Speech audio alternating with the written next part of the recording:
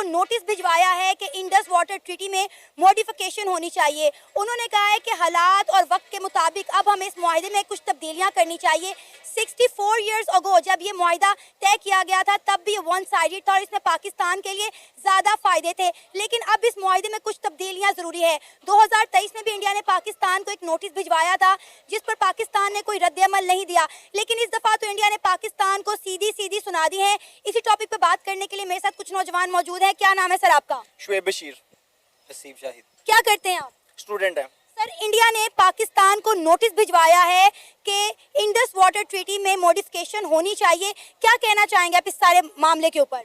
Basically देखें, हमारा पहले ही रावी से बड़ा बहुत मेजर कनेक्शन है, क्योंकि पंजाब एक जरखेज़ ज़मीन है जिसे पानी लगता है। रावी भी है और सतलुज भी है, चनाब भी है उसमें, जो मतलब कि पानी देते हैं हमारी ज़मीन को जरखेज़ करने के लिए। और हम काफ़ी सालों से ये मुश्किलात का सामना कर रहे हैं। हमें मतलब कि जो पानी है फ्लो में वो नहीं मिल रहा, ठीक है, और जिसकी वजह से हमें बहुत ज़्यादा हमारी काश्तकारी में मुश्किलात आ रही हैं और बहुत सी चीज़ें हैं जिसमें हमें ये चीज़ें सामना करना पड़ती हैं और डेली मतलब कि हमें ये चीज़ों का देखना पड़ता है। इंडिया होता कौन है कुदरती अमल को बंद करने वाला? हम बाप हैं तुम्हारे, तुम बेटे हो हमारे, हमसे डरा करो, हमसे डरा करो।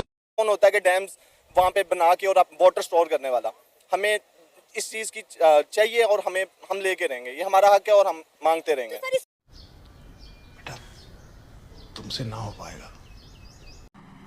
ये कोई तरीका है भीख मांगने का? भीख तो हाथ जोड़ के मांगते, आप लोग तो दादागिरी कर रहे हैं। हमारी गलती है ना कि हमने रावी के ऊपर या मुख्तलिफ दरियाओं के ऊपर जो हमारे हिस्से में बहते हैं हमने उसके ऊपर डैम नहीं बनाए। जी, ये तो हमारी गलती है। कुछ हमारी गवर्नेंस की वजह से भी ये हो रहा है, और मगर वो भी तो हद ही कर दिया उन्होंने।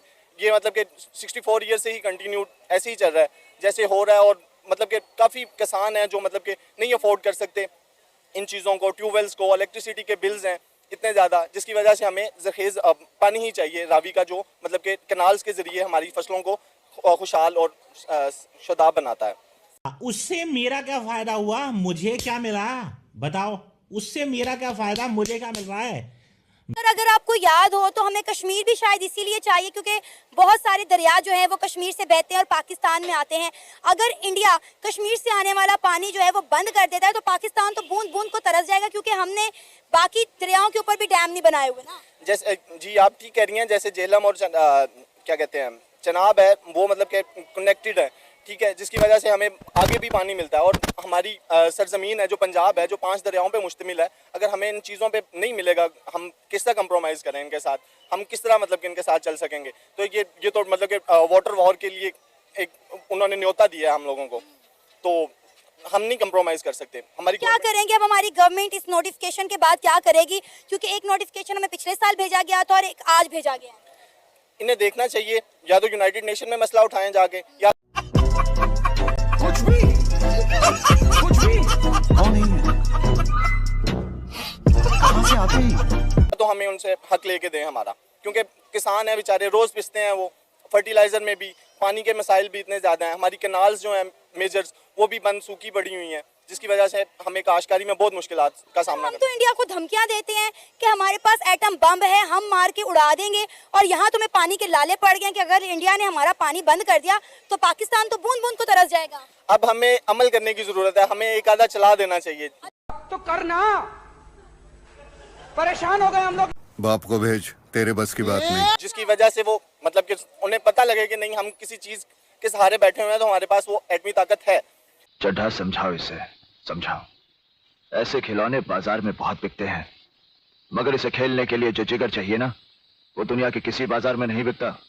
मर्द उसे लेकर पैदा होता है, और जब ये 2.5 किलो का हाथ किसी पर पड़ता है ना, तो आदमी उठता नहीं, उठ जाता है। मगर वो नई इस चीज़ को नहीं है, क्योंकि वो एक वाइड नेशन है और वो अपने प्राइम मिनिस्टर की बात सुनती है। तो हमें इन चीज़ों को मद्देनजर रख के हमें कोई एक बड़ा बोल्ड स्टेप उठाना चाहिए। सर, वो क्या होगा? यूएनओ में तो हमारी आवाज़ आज तक नहीं सुनेगी। कश्मीर का मुद्दा देख ले कि इंडिया जो चाह रहा है कश्मीर के अंदर करवा रहा है और हम सिर्फ देख रहे हैं। जी, जैसे कश्मीर में ब्रूटैलिटी चल रही है काफ़ी देर से, और जिसकी वजह से सारे मामलात ख़राब हो रहे हैं। सड़ी के अब तो सच बोल दे, भोसड़ी के। तो हमें चाहिए कि करें, और जिस तरह जुल्फ़िकार अली भुट्टो ने उठ के यूनाइटेड नेशन में फाड़ के वो कॉन्ट्रैक्ट फाड़ के बाहर आ गए थे, हमें भी इस तरह का बोल्ड स्टेप लेना चाहिए, क्योंकि बेटा तुमसे ना हो पाएगा। हम जब मुस्लिम नेशन है, हमारे साथ मुस्लिम ममालिक भी खड़े होंगे, और जिस कौन है ये लोग, कहाँ से आते हैं ये?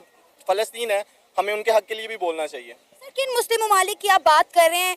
यूएई, सऊदीया, ईरान, इराक, ये सब तो इंडिया के साथ है, इंडिया के साथ ट्रेड भी कर रहे हैं। इंडिया यूएई के अंदर मंदिर बना रहा है, सऊदी अरेबिया इंडिया के अंदर इन्वेस्टमेंट कर रहा है। हमारे साथ कौन सा मुस्लिम ममालिक है जो स्टैंड करेगा? मैम फॉर एग्जांपल टर्की है,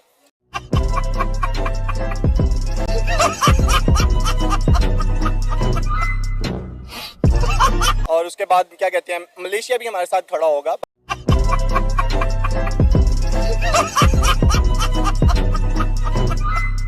कौन है ये लोग, कहाँ से आते हैं ये? बाकी जितने ईरान है, इराक है, हमें अपने बाहमी, पहले अफगानिस्तान है हमारा इतना बड़ा, मतलब कि वो मेजर कंट्री है जिसे हम साथ लेके चल सकते हैं। सर, अफगानिस्तान के कुछ हमने मेंबर्स को पाकिस्तान में इनवाइट किया था, वो तो यहाँ पाकिस्तान के कौमी तराने के ऊपर खड़े नहीं हुए। उन्होंने इतनी जहमत नहीं की कि 2 मिनट के लिए हम पाकिस्तान के नेशनल एंथम के लिए खड़े हो जाएं। सोशल मीडिया पे हमारा इतना तमाशा बना, वो हमारा साथ क्या देंगे?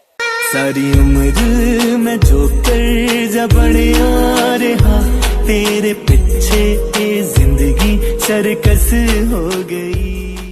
मैम बेसिकली बात बला के ये थोड़ा सा ना दीनी इस चीज को मान लें कि पाकिस्तान आइसोलेट हो गया है। हमारे हुक्मरानों ने हमारी फॉरेन पॉलिसीज की और हमारी इंटरनल पॉलिसी की धज्जियां उड़ा के रख दी हैं। क्या बात है सर, क्या बात है सर, क्या बात, ये बात है। कोई मुल्क किसी भी मसले में हमारे साथ खड़ा होने को तैयार नहीं है, ना हो सकता है। जी, जैसे हमारी इकोनॉमी है, वाकई हमारे साथ कोई नहीं खड़ा होने के लिए तैयार, मगर हमें बोल्ड स्टेप लेना चाहिए, जिसकी वजह से हमारे मतलब कि बाकी जो पार्टनर्स हैं, जो हमारे ममालिक हैं दूसरे, वो हमारा साथ देंगे। चल बोजड़ी के जिस तरह मतलब कि मजलूम की आवाज़ सुनी जाती है, और हम 64 ईयर से, जब से पाकिस्तान आज़ाद हुआ है, तब से हम पिस रहे हैं इंडिया के हाथों। क्या बोला तूने?